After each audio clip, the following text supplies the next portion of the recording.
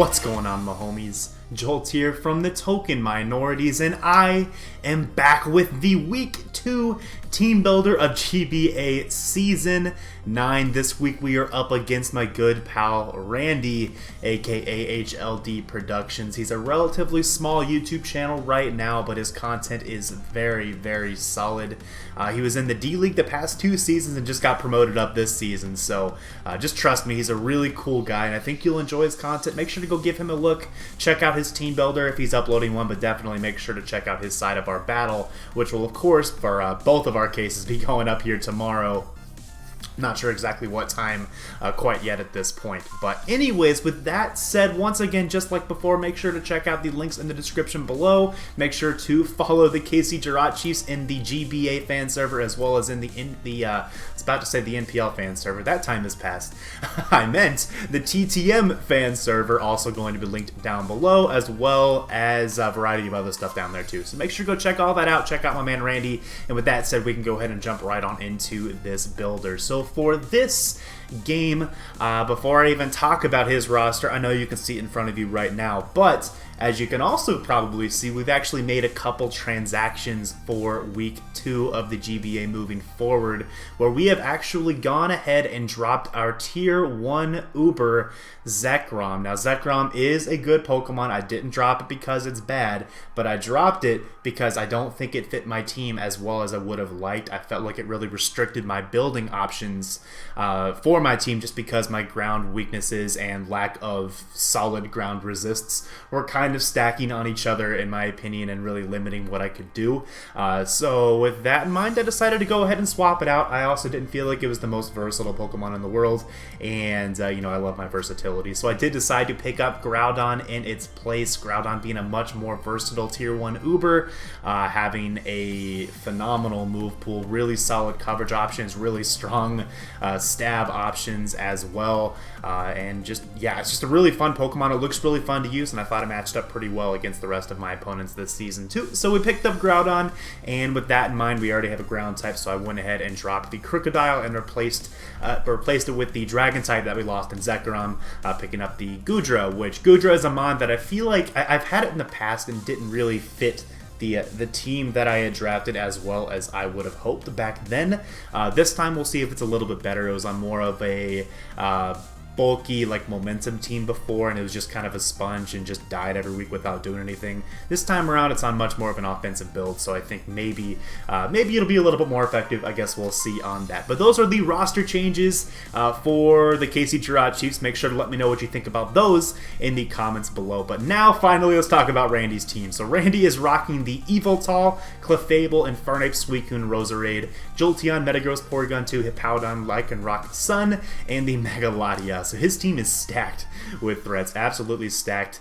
You know, after the draft, I really wasn't too big on this team just because it didn't really have too many, like, eye-popping mons. But then the more that I looked at it, especially when I was building, the more I realized how solidly drafted this team really was by Randy. So props to him for that. This was very difficult to prep for here in this game, and that's, you know, a full credit to his drafting ability for this team. So full props to him for that. There are a few, you know, small nitpicks I can make about this draft that I'm going to try to exploit with my team build. Obviously, that's what I need to do to have a chance of winning this game. So that's what I'm going to do. Some of those nitpicks include his defoggers. I know they talked about this in the power rankings video for week 0. His defoggers, he does have 2 of them. He has the Yveltal and the Megalodion, both of which can defog, but those are also both his Ubers, and, you know, if I were him, I wouldn't really want to run defog necessarily on my Ubers every single week. Maybe every now and then he might do it, but I don't think it's going to happen very often. And with that in mind, that's definitely something I can try to abuse with my team build. I already have a pretty good idea of what he's going to bring for the Yveltal and the Megalodion, both of them. Like, I can almost predict the set verbatim, and if I'm right, I will not be surprised. And I'll talk more about that here in just a little bit. But even so, so those two being his most likely defoggers really, or if he were to bring a defogger, really opens up the option of Hazard Stack for my team.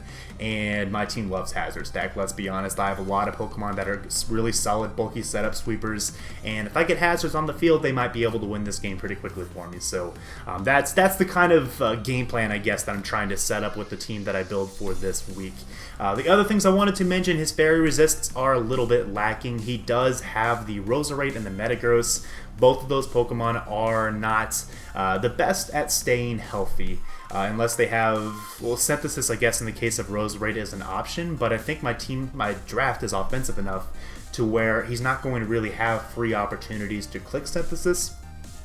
So I don't really think either of those Fairy Resists necessarily are going to be reliable counters or even checks to something like my Magearna on my team, or even my Alola Ninetales. Both of those fairy options are definitely on the table here in this game without a doubt, and it's something that I could potentially build around with my team. But the only other thing I wanted to mention as well is that I feel like he relies a lot on Yveltal Sucker Punch for his for checking fast threats. He has the Jolteon, which is relatively fast as well, and he has the Infernape, which I guess if it's Choice Scarfed can check fast threats well as well. But I think that in terms of like a strong revenge killing option for a fast threat, he's Yveltal and Scarfed Infernape are really the only two, solid options he has for that, and that's not really very much in the grand scheme of things, especially if those are Pokemon that I'm able to lure in or maybe take out with another member of my team.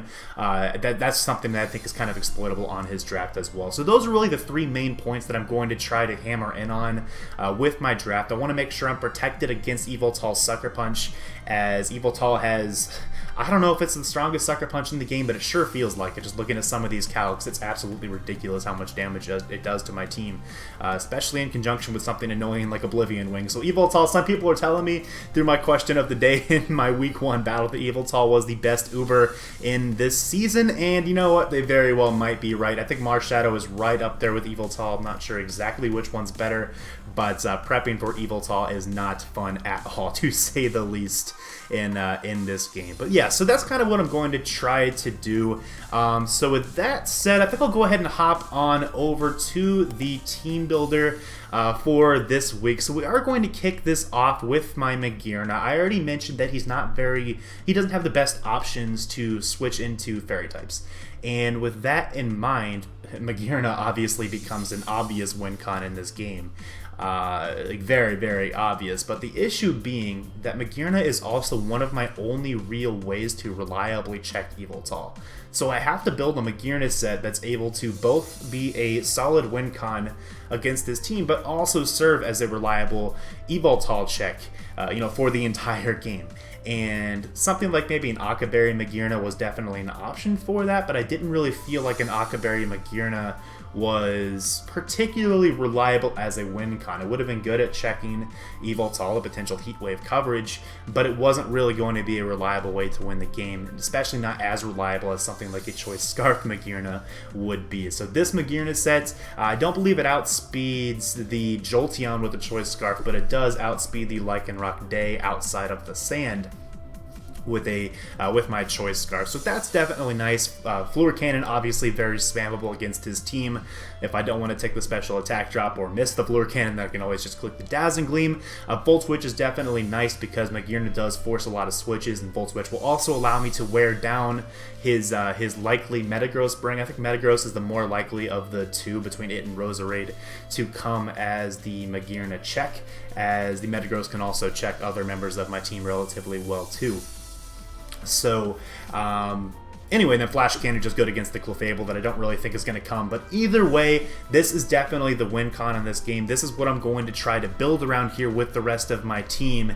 And I think it's a very effective win con option at that. Hopefully Magearna can actually hit the field in this week, as last week I didn't really get a chance to do anything. So anyway, so that's the Magearna. Now next up is going to be some of my my support for the Magearna.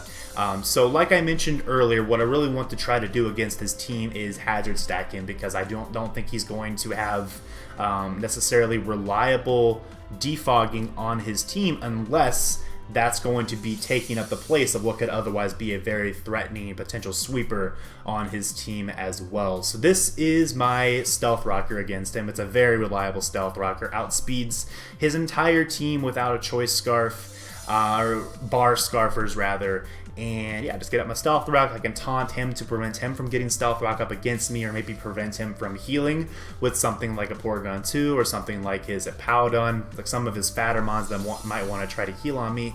And with this like massive amount of bulk I'm putting on this Mega Arrow, I can actually take Meteor Mash from Metagross. I can take physical hits from literally, I think, his entire team, as long as they aren't boosted. I'm trying to think through what the rest of his mons were. There might be 1 or 2 mons that's actually able to knock me out in one hit, but it's not very many. I know Metagross cannot, and that was the benchmark that I was trying to hit with my investment. So other than that, Edgequake just very effective against this team, but this thing's job is to get the Stealth Rock up in this game. Now next up is the Scolipede. This thing's job is to get the Spikes up in this game. So here we go with the Hazard Stack.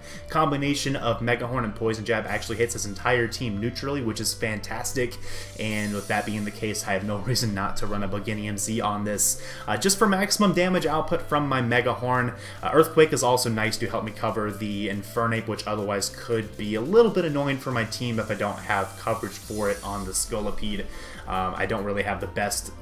I don't really expect to have the best late game responses to Infernape, especially because I'm going to lead Mega Arrow like 100% here in this matchup, because I want those Stealth Rocks up, and I'm okay with taking damage in the process if I have to, as long as rocks are going to be up here in this game for the entirety of the game. So anyway, just wanted to have that extra way to check the Infernape.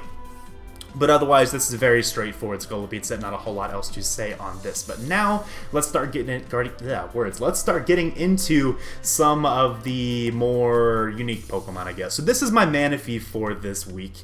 And there's a very specific reason why I have this Manaphy. The very specific reason includes the fact that his Mega Latias, now mark my words, I'm almost positive this is what he's going to bring. Go check his Teambuilder, see if I'm right. I think he's going to bring a Reflect type Calm Mind, Stored Power, Roost, Mega Latias, and if that's the case, this Manaphy will beat it 1v1.